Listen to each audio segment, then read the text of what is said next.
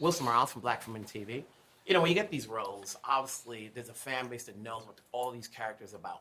How much research did you do outside of what the script was? When fans come up to you, they really know you did your homework. Well, I mean, fans are so obsessive, and you know, I'm not going to pretend that I know as much as people that people truly devote their lives to this. But you do. I take upon myself. I think I speak for everyone. You know, when I was asked to play Ben Grimm, I tried to make myself the world's leading authority on this man, and I tried to, you know, and there's not a short amount of resources to look through. So Marvel put, you know, all the comics, you know, at our disposal, and you just start digging in. It's not a bad way to spend some time, you know, reading a bunch of comic books. It's true. Got anything you wanted to add? Yes, they sent me all the comics in the world, and they were really fun to read, and they were sort of Reed-centric storylines, and it was a great entry point. More than that, it was meeting the cast and working with Matt, conversations with Matt, and getting together early with Vanessa, which was her idea, and really sort of like leaning into, you know, what the story of marriage is and becoming parents. I mean, I forced you guys to do quite a bit, didn't I? I forced you guys to do a lot of like Greek work. But and then I went to a space show on my own, which was incredible. And I wish you guys had come to that. You guys are busy and so tired. With the live orchestration? Was it That like was a live orchestra. It was No, I really Professor Brian Cox is a very eminent scientist, astrophysicist, and it was just a show about space. And that really helped because these guys know space. Yeah. And it was quite unfathomable to us to imagine that. So that was my geeky, one of my many geeky And yourself? It was my job to cultivate mass.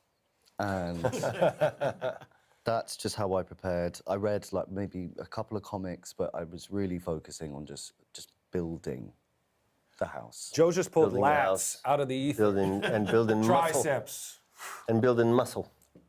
I'm relatively new to all off. this stuff.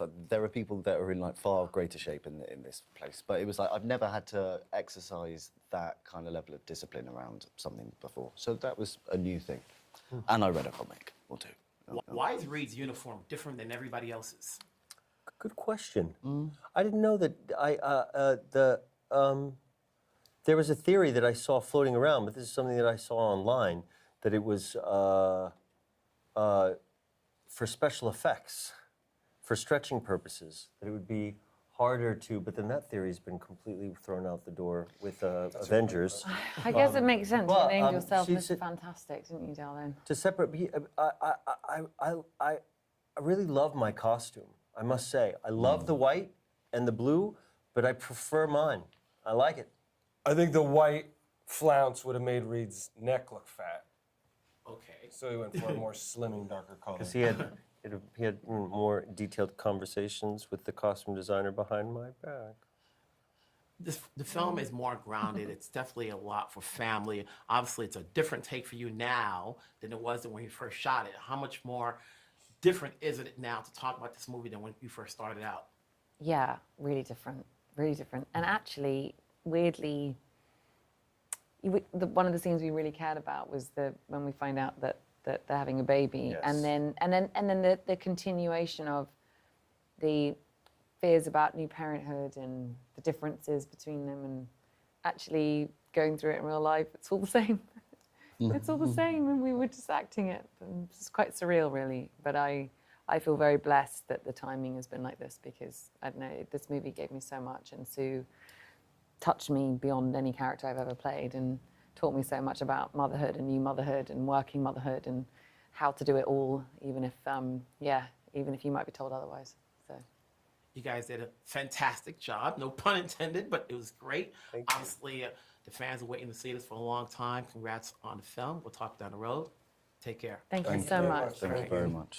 Wilson Morales from Black Film TV. Big film. A lot of people know the story of it. How much of a research did you do coming into this outside of what the script calls for, so that when fans look at you and they see you somewhere, they're going to know that you paid attention to the character. Yeah. Well, I'm very lucky that my son, who's 25 years old, is an absolute Marvel nerd. So as soon as I got connected to the part in any way, he was all over me. He turned into a Victorian schoolmaster, had me in MCU boot camp for about a month, teaching me all about where Galactus fits into the whole universe and the cosmos. So yeah, I got a really good education as soon as I was connected to the project. I've been the Fantastic Four, been part of my life since I was a kid. But yeah, as far as Galactus and the real specifics of it, I got taught by my son. And yourself? Yeah, because it was very exciting, but also very nerve-wracking because the fan base is so massive, and you want to respect the fans and the story and everything. So once I got the call and I got the job, I did my research and did my prep as much as I could, and hoped for the best in a way. How much of it are we seeing of you on screen? Is it you, CGI, or stunt double? Well, no stunt double in my case. I was about, I don't know how you break it up on screen time, but my working time was about 2/3 practically in a suit and 1/3 in motion capture for the CGI stuff. So yeah, a lot of my stuff was wearing the huge suit practically on stage and being shot. Is there any humanity to the characters that you're playing? Obviously, we think of them as villains, but they're not. They have their own reason as far as why they're doing what they're doing. Did you think of it when you're thinking about the characters that you're playing, and even Galactus? Like, they believe that what they're doing is right in their own mind. I think even when you, well, I don't think Shalla-Bal is a proper villain, but I think even if you are playing a proper villain, I think that villain doesn't view themselves like a villain, and they have a reason why they're doing the action that they're doing. So there's always a reason behind everything, and I don't think things are so black and white, especially when you are playing a villain. And with Galactus, he's a cosmic force. He's 14 billion years old, so his consciousness has developed way beyond anything that a human could do. So there is no kind of humanity left in him. He is a force of nature who consumes planets to maintain a cosmic balance. So to him, whatever's happening with the humans is of no interest to him. He's kind of above that. At what point during the production did you guys have to have fun? The movie's grounded, it's very emotional, very dramatic. At what point did you guys, was it during production or off production? Every did you day, smile? every day we were smiling, and the cast, the crew, everybody is just so kind and funny, and I think, especially when you're making art, having fun is one of the most important things you can do, because then it's easier to get into a flow state and people are just playing. When you're working with Matt, and Matt's done a lot of episodes, it's hard to believe this is only his second feature. It's the transition is flawless. But when you're working with Matt, is there anything you got out of his direction? You guys have worked on numerous projects that you said, okay, what's your takeaway from doing this movie? That if anything you can bring on to whatever project you do next.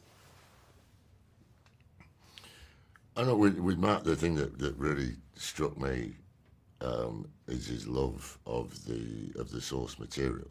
He's a proper comic nerd, and he really loves the Fantastic Four, and it kind of shines through. And there was a joy and a pride about it. And yeah, there was the first time I was on set in costume as Galactus, when I came off after the first couple of camera rehearsals for it. Just looking at his face, he was grinning like a 12-year-old boy, because with the help of a bunch of lots of people, brought Galactus onto screen, and yeah, that joy that I saw in his face, that was, as an actor, that was just lovely. It's like the nicest note or compliment you can get when you can see a director who's just that happy about it. And yourself, you got projects coming up left and right. I mean, with Matt, what I noticed is the vision and the clarity and his sense of direction, but also patience. And that, if you're a director and you have that combination, it is, epic leadership. And that's what Matt is. He's a very good leader. Congrats to the film. Congrats on what Thank you do you. next. We'll be there to support. Thank you Have a very great much. day. Cheers. Nice to meet you. All right. Wilson Morales from Black Film and TV. Here we are. Obviously, you've done enough TV, right? I looked at your background. It's like this is only your second feature, Yes. you know. But you've done enough work, quality work, to lead you up to this. What was the biggest challenge for you, knowing you're doing a feature film as opposed to an episodic? Well, I think you approach everything kind of the same way, which is like trying to tell the best story possible, trying to bring as much of your own personal life to it, trying to make the story very, very personal. And in this case, I brought a lot of my experience as a husband, as a dad, and trying to bring the Fantastic Four, which is Marvel's first family, to life in a way that feels relatable. There's that element, and then there's the element that fans who know the story of the Fantastic Four, and did any of the previous films, even though they're totally different, come into mind as far as what you wanted to add into it? Well, I definitely, my heart goes out to the stars and the people who worked on the original Fantastic Four that Roger Corman made that never got released. And so I invited those original Fantastic Four to be a part of our movie. And so they appear throughout the movie in cameos, and I wanted to honor their contribution. When you look at the background per character, obviously fan base knows, okay, this one, Sue, Reed, not Franklin, Johnny, and Ben. They all know their backgrounds. What did you want to do to honor their backgrounds from the comic books? So that way the fans are involved as opposed to just seeing the story. Yeah, it was really important to me to honor Jack Kirby and Stan Lee, the creators of this amazing family. And that's why we set it in the 60s, right? To get really close to their point of origin, set it in the middle of the space race when the world is full of all of this JFK optimism of putting a person on the moon and dreaming of conquering the unknown. That's very much a part of who they are. So I wanted to make it something you could come and see if you didn't know anything about the Fantastic Four, but I also wanted it to be something for if you're a big fan that you would see tons of references to the comics that you love and the characters that you love. Speaking of reference, obviously, as we know that this is going to lead up to future films that Marvel's planning, now, does that come into mind as far as not only do you want to tell the story that you want to tell and what the writers have put together, but you also have to provide a little bit of Easter egg as to what to come out we're expecting to see in other films. Obviously, Thunderbolts came out earlier. We saw the symbol at the end of the movie. So minds are going to race us like, how does that work out with this? Yeah, the great thing about this is we really weren't thinking about any other film. We were just thinking about this. We had these four wonderful characters to introduce, this entire new universe, New Earth 828 to introduce, retro future, 1960s inspired world. And then wherever they go next, that's sort of up to the Russo brothers in terms of how they take these wonderful characters and introduce them. We knew there'd be a tag scene that would connect and suggest how that might happen. But that's really for the next set of filmmakers to pick up the baton and run with. You've got Julia Garner. For most part, people think of Silver Surfer as a male. Unless you know the comic books and there's more to the story in there. What went into bringing her in, and then the story of Galactus?